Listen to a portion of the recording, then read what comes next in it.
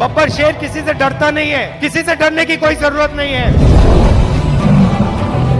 तो इस यात्रा का मैसेज ये है, मोहब्बत करने वाले कभी नहीं डरते। जितने हमारे पोस्टर फाड़ने फाड़ लो, जितने हमारे प्लेकार्ड्स फाड़ने फाड़ दो, कोई फर्क नहीं पड़ता हमें।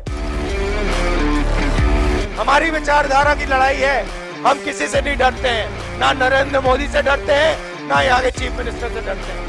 मैं आपको अपना उदाहरण देता हूँ। मेरी दादी को 32 गोली लगी थी, मेरे पिता को बम से मारा गया, मेरे खिलाफ हिंसा की गई, मगर जिस दिन मेरे दिल से डर मिट गया, उस दिन मेरे दिल में सिर्फ मोहब्बत रही है और कुछ नहीं। मैं आपको बता रहा हूँ, मैं आरएसएस से लड़ता हूँ, नरेंद्र मोदी जी से लड़ता हूँ। सहो मत, डरो मत, बब्बर शेर डरता नहीं है। मोहब्बत करने वाला डरता नहीं है, डरने वाला मोहब्बत करता नहीं है। ये हमारी विचारधारा की लड़ाई है, हम नरेंद्र मोदी से भी नहीं डरते हैं। ये कहना है कांग्रेस के पूर्व अध्यक्ष व सांसद राहुल गांधी का। दरअसल राहुल गांधी देश में इन दिनों भारत जोड़ो न्याय यात्रा पर निकले हैं। भारत जोड़ो न्याय यात्रा पर निकले राहुल गांधी बेखौफ डर के नरेंद्र मोदी सरकार पर एक के बाद एक हमलावर हैं, वो प्रहार कर रहे हैं। राहुल गांधी के तीखे प्रहार से भाजपा नेताओं की नींद गायब है।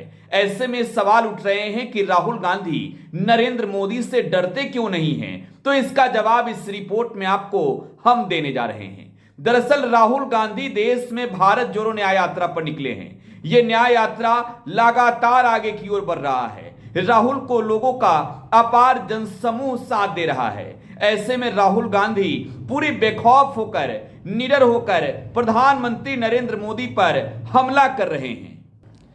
इस यात्रा में देश ने एक अलग ही राहुल गांधी को देखा है, जिसके तेवर डर को रौंद रहे हैं। ये राहुल बेधड़क सड़कों पर विशाल जनसैलाब लिए घूम रहे हैं। ये राहुल गांधी से सवाल है कि वो डरते नहीं है क्या? राहुल गांधी कहते हैं अन्याय बर्दाश्त नहीं कर सकता। राहुल लोगों के साथ ऐसे मिलते हैं जैसे कोई आम आदमी हो। इस राहुल के पिता और दादी की बर्बरतापूर्ण हत्या हुई, बावजूद इसके इस घटना का कोई डर उनके आंखों में नहीं। राहुल ना खुद डरता है, ना ही लोगों को डरने दे रहे हैं। राहुल सभी के साथ आगे बढ़ रहे हैं। अब इस पर सबसे बड़ा सवाल ये कि राहुल डर नहीं रहे तो इसका डर किसे सता रहा है? यह कहना गलत नहीं होगा कि जिस डर को सरकार ने हथियार बनाया, राहुल ने अपनी यात्रा के जरिए उस हथियार की बोल्ट ढीली कर दी है। जिन आदिवासी, दलित और अति पिछड़े कामगारों को कारखानों में बोलने तक का हक नहीं है, उन सभी को एकजुट कर राहुल सड़कों पर लाएं और फिर उनके डर की हवाइयां उड़ा दी। फिर तो सभी मजदूर बोले और बोले ऐसा बोले कि आदिवासियों के प्रति सरकार के दोहरे रवैया की कतई खुल गई। आदिवासी और दलित विरोधी सरकार का पर्दाफाश हो रहा है। अन्याय के खिलाफ मजबूती और डर को रौंदने की वानगी है झारखंड में। राहुल गांधी के कंधे पर गमछा डली तो भाजपा के डर की एक न चली।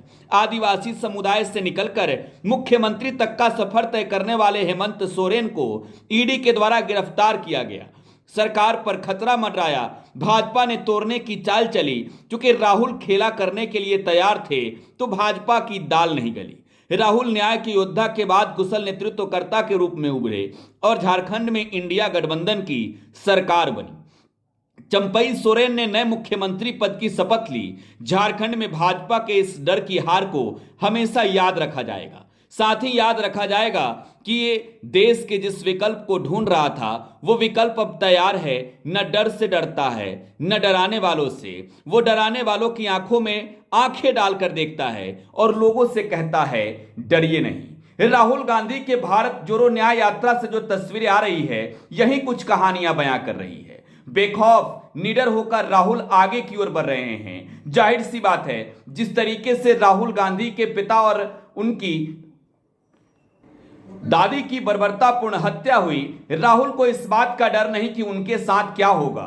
राहुल बेखौफ होकर चल रहे हैं। राहुल गांधी कह रहे हैं अन्याय के खिलाफ ये न्याय की लड़ाई है। लोगों पर हो रहा भाजपा का अन्याय हम होने नहीं देंगे। राहुल गांधी के भारत जोड़ो यात्रा की एक तस्वीर हम आपको सबसे पहले दिखा रहे हैं। आप टुडे बिहार न्यूज के साथ बने रहें। धन्यवाद।